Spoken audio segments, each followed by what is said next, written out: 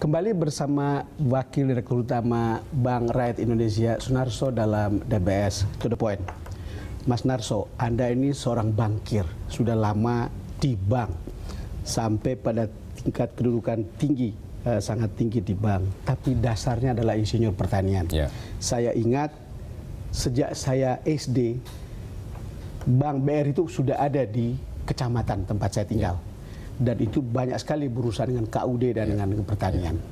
Kalau Anda lihat soal kontribusi BRI untuk ketahanan pangan atau food security dan lain-lain ini, apa? Ya, pertama mungkin saya dulu ya. Kenapa insinyur pertanian kok masuk bank? Itu dia. Jadi begini. Dari IPB lagi. Dari IPB dan background saya memang petani. Sebelum Anda teruskan, teman saya wartawan juga banyak sekali dari IPB. Iya, karena Institut Publisistik Bogor. Kan? Oke, jadi intinya begini. Pertama, kenapa saya ke bank dari pertanian? Saya sudah lama jadi petani. Dan saya juga begitu lulus kerja sebagai salah satu supervisor di perusahaan pertanian juga. Kemudian saya renung-renungkan. Kalau saya terjun langsung ke pertanian, mungkin kapasitas saya, taruhlah misalnya ngelola kebun dengan kapasitas manajerial 100.000 hektar. Tapi kapasitas itu akan bisa saya tingkatkan menjadi jutaan hektar ketika saya di bank. Dan saya menjadi bankir yang concern dan passionate terhadap pengembangan sektor pertanian. Dan itu adalah BRI tempatnya.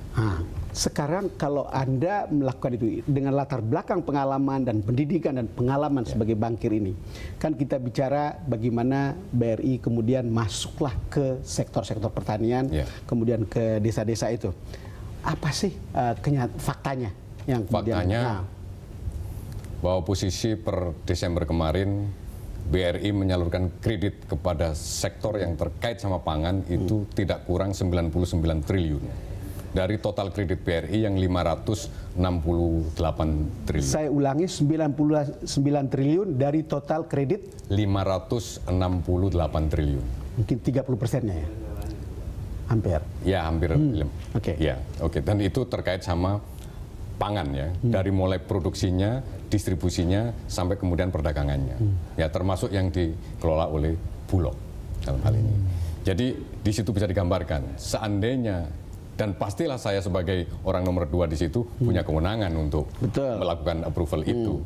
Kalau seandainya saya terjun langsung di pertaniannya, mungkin nggak punya kapasitas. Anda hanya bekerja untuk sekian hektar. Ya. Dan kemudian sekarang BRI, begitu negara merasa bahwa pangan adalah kunci, kemudian pangan adalah sesuatu yang kita tidak boleh dalam keadaan unsecure, yang tadi dibilang food security, dan itu tahun lalu kita mengalokasikan kurang lebih 1.000 account officer khusus fokus kepada pangan. Maka kita sebut account officer pangan. Artinya begitu concernnya kita untuk mensupport negara, untuk mensupport pemerintah dalam rangka memenuhi kebutuhan pangan ini. Tentunya dengan cara yang bisa dilakukan oleh bank. Kita nggak bisa mencetak sawah, tapi kita bisa ngasih kredit kepada petani. Tolong dijelaskan, apakah ini bagian dari yang target KUR yang kemudian dibebankan oleh pemerintah yang 100 triliun di mana BRI mengambil mayoritas diantaranya? Iya, jadi begini ya. Kalau target KUR sendiri sebenarnya, jadi target KUR belum ada, kita sudah membuat AU pangan. Kemudian di situ juga tugasnya memang memberikan kredit kepada sektor pangan. Kemudian tahun 2016 ini, 2015 pertengahan ada target KUR yang tahun lalu. Tapi yang kita ngomong yang sekarang aja. Dari total target KUR nasional 100 triliun, BRI itu kebagian amanah. Ya, diamanahi untuk menyalurkan 67,5 triliun. Ya.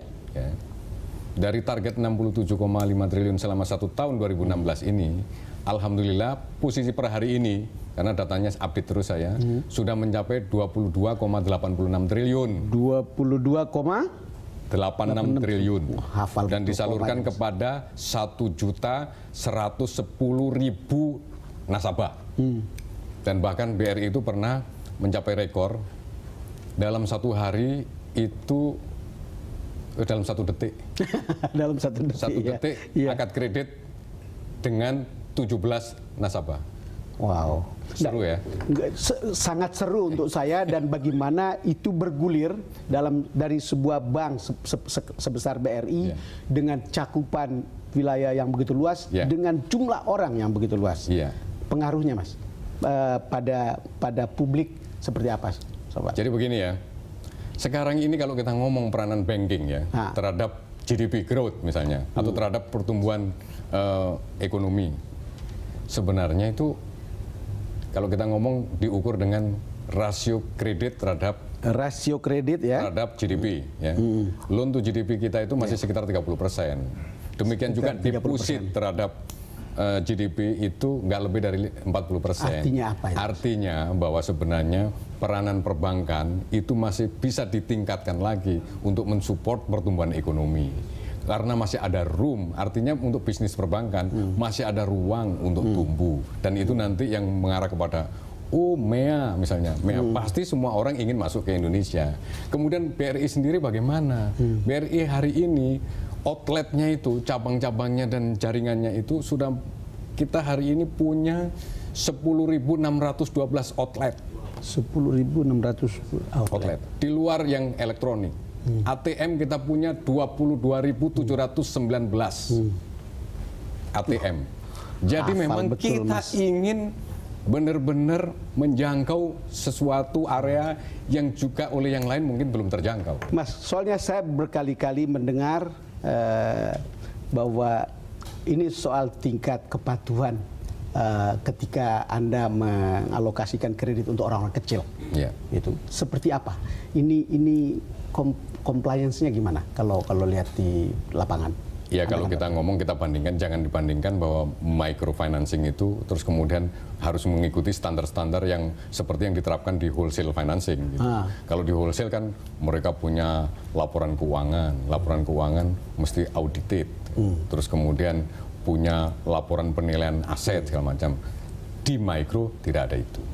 Yang ada adalah banking, ya, bisnis dengan nasabahnya yang sifatnya sebenarnya sudah one on one.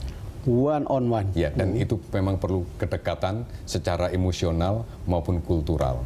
Jadi masuk ke segmen ini sebenarnya juga tidak sesimpel yang orang bayangkan, karena kita mesti paham tentang aspek sosiologis, aspek antropologis, dan itu menurut saya butuh kompetensi khusus dan pengalaman khusus, dan BRI lah yang paling kompeten di situ memang. Ya, saya tahu bahwa BRI adalah bank terdepan atau Anda sebut sebagai paling kompeten untuk yang microfinance ini ya. Kalau kita lihat sekarang, kalau Anda mengukur suksesnya untuk bidang-bidang pangan ini dan BRI, kira-kira bagaimana Anda lihat? Ya, sekarang kalau kita lihat, mungkin kita harus balik ke sejarah kali ya. Sejarahnya itu misalnya BRI ada di desa-desa. Dulu untuk apa? Itu kan sebenarnya penugasan dari negara untuk mengawal program yang tujuannya adalah mencapai swasembada beras.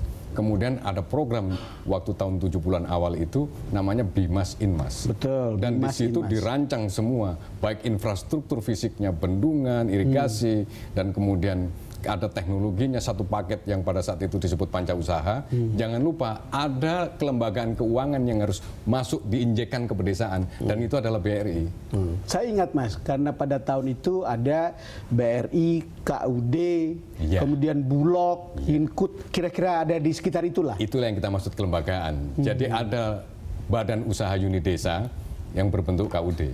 Maka itu harus didampingi masuk lembaga keuangan, itu adalah BRI unit desa. Yang hari ini kita telah dikonversi menjadi BRI unit yang menyalurkan mikro itu. BRI unit yang menyalurkan kredit mikro. Iya. Dan sejarah suksesnya yang tadi tanya, sejarah suksesnya apa? Yaitu tadi, bahwa tahun 85 Indonesia pernah mencapai swasembada beras setelah memanen hasil dari program Bimas Inmas. Dan BRI ada di dalamnya. Mas, kita jeda dulu.